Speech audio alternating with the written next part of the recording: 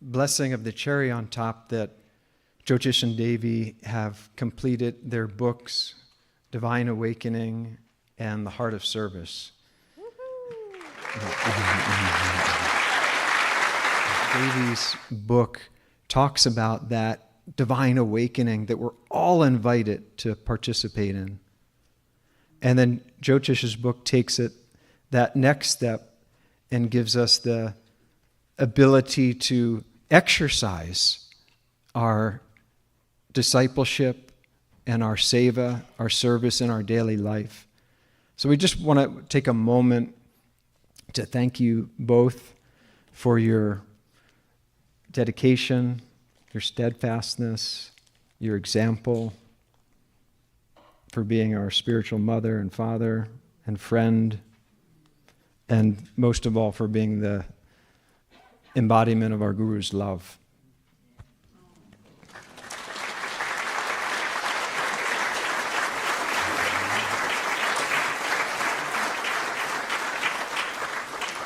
Yeah, their presence, it was supposed to be a surprise, but they already have the book, so it's somewhat anticlimactic. But these are the first copies.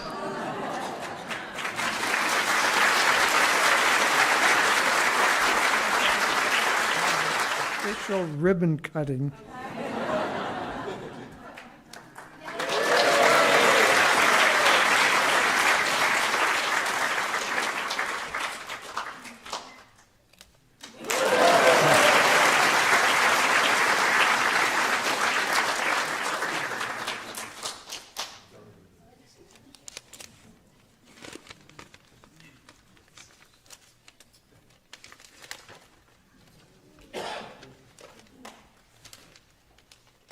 So here's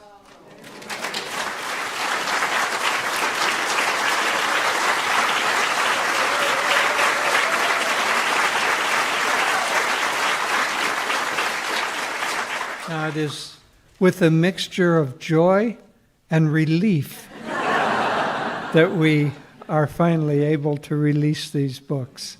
They've been a long time in the coming, and we're very happy that it's a complicated process. We couldn't have begun to have done it without these two great souls who are the head of Crystal Clarity Publishers and their team.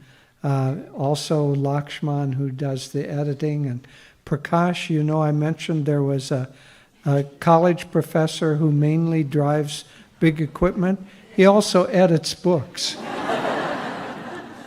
Multi-purpose tool.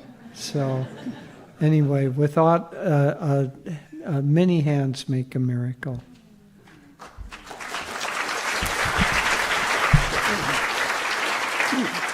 And the covers were done by our wonderful graphic artist Tejendra in Assisi, and the layout was done by Madhavi, who lives in Portland, and we'll be launching it in Assisi. So please stand up, Nandini. Yeah. This book was born in a moment of inspiration. 4 of us, all disciples of Paramhansa Yogananda, had just returned from a visit to Brindaban. Now, readers of this book don't get this experience, but you all sitting here can see all 4 of us at the same time. Pia and Diana, please stand up. So,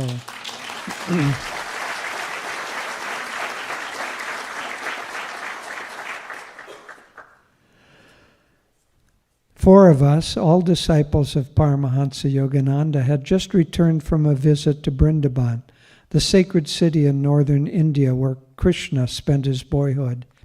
Ananda helped several thousand destitute widows there through the Paramhansa Yogananda Public Charitable Trust. Over breakfast at a small restaurant, we chatted about our visit to Brindaban the previous day. What began as a conversation about practical matters gradually shifted to one about the spiritual aspects of the work. We marveled at the grace that seemed to be supporting our efforts. Miracles had occurred, lives were changing, and even the culture of the city seemed to be benefiting. A thought soon crystallized in my mind with clarity and power. Surely it must be Krishna who is the source of this amazing grace. After all, Vrindavan had been revered for millennia as Krishna's city. Paramhansa Yogananda revealed that Krishna later incarnated as the deathless Master Babaji, who serves as the fountainhead of the Ananda line of gurus. It became clear to me that it is he who is supporting and blessing the work of the trust. I further realized that Babaji is doing much more than merely playing a supporting role. It is his work. We are simply willing instruments helping manifest his divine plan. As the conversation deepened, we reflected on the selflessness of the staff who were serving the widows with such love and dedication. Many had been attending classes on meditation, and more than a third, nearly 30, had recently become disciples of Paramhansa Yogananda. Then a sudden flash of insight struck me. We had taught them the art and science of meditation, but had offered almost no formal training in how to make service a conscious spiritual practice. That realization was quickly followed by another. For most people, service occupies by far the greatest part of their day. Even the most dedicated meditator spends far more time in outward activity than in the meditation room. One insight led to the next. Ananda had developed a rich array of resources to teach and support a deep meditation practice.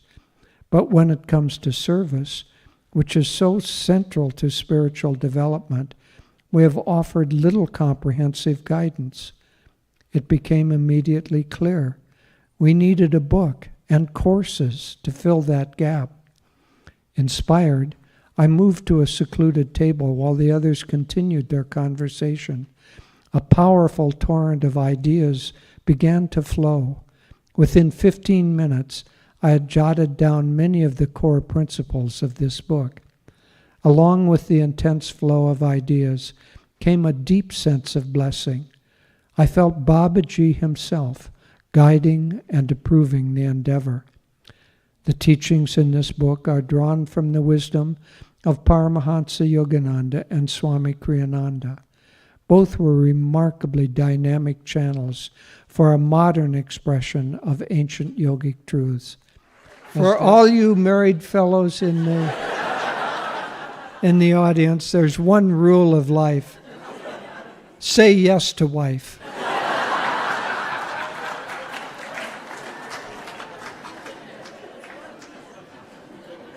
Office in our home here over by the Hermitage, but I knew I couldn't write at home because for me, being home is a project. You know, it's like, oh, I have to do the laundry, oh, I have to do this, I have to do that. And I knew I would be distracted, and I didn't want to go away somewhere, so I thought, where can I write this book? And then I thought, Swami's office down at the Hermitage. And I asked Lalita, who's the kind of the mother superior over there, I said, can I use Swami's office? She said, sure, no one uses it. And she said, just, don't change anything. So it's all set up because that's where he wrote most of his books, on his little Olivetti typewriter, for those of you who recognize that.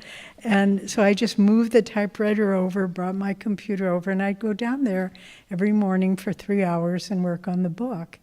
And the thing of it was, this book was just a discovery for me. I had some ideas, but being in Swami's office and then going through these, I had these big boxes of files. And many of them, I didn't know, where did I get these from? Where did they come from?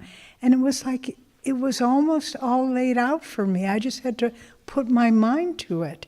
And I discovered things I didn't know I had. I didn't know where they came from. And so first I'll just read the end of my introduction here. I've told myself, even though I don't see how I can do that, I know God can do anything, even through the poorest instrument, end quote. I have felt Swami's presence guiding me each day as I worked on the book. I've tried to tell the story of what I've witnessed personally, how Swami Kriyananda carried forward Yogananda's great book.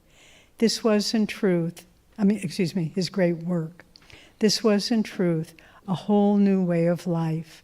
World Brotherhood colonies, Kriya Yoga and meditation, how to live education, the unity of all religions, and the blending of the best of East and West, to name a few. Kriyananda not only taught and wrote about every aspect of his Guru's mission, but more importantly, he actually brought each one of them into being. So now, through grace and inner guidance, this book is completed and is in your hands. I actually finished writing it on July 4th, 2025, exactly 56 years to the day that I'd first come to Ananda and met Swami. The wave of energy that I felt at our first meeting in 1969 has been the wind in my life's sails ever since. Now it has blown my ship forward to share with you the miraculous adventure that I've had the good fortune to be a part of. May this book inspire you to see the infinite possibilities that lie before you, and through it, may you realize that God's light is ever guiding us forward to the dawn of a divine awakening for all. Okay, now we're going to invite you to immediately undertake the physical exercise that Narayan talked about. So thank you, friends, and we'll see you later.